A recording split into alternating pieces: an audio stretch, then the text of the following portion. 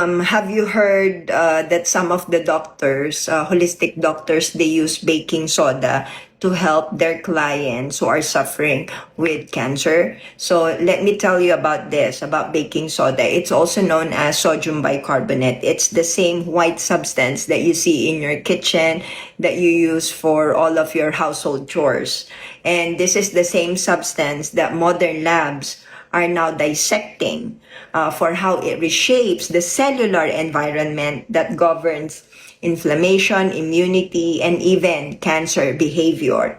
So this is not folk medicine, this is documented science, and we have to understand how does it do it. So your cells, they do not live in isolation. They communicate with one another.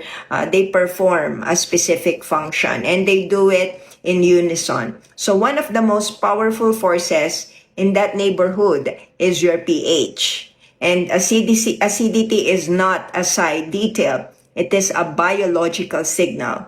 Change the acidity around the cells and you change how enzymes work, how immune cells communicate, and how stressed or malignant cells behave.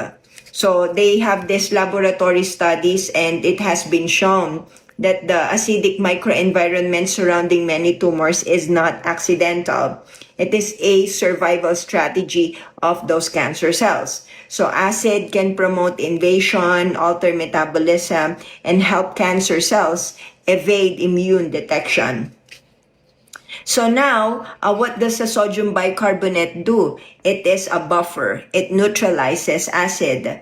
In controlled laboratory and animal studies, scientists have explored whether altering systemic or local pH can influence biological responses. Okay, and this is what they found out. Some experiments demonstrate that modifying acidity can change cancer cell growth patterns and metastatic potential in model systems. So if you're interested with this, I'm going to tell you the PMID. It's 1870831 and 2087607 because this is really long.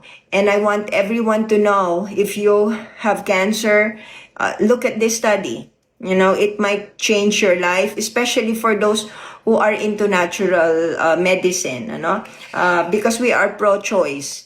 And look at this study. Bye.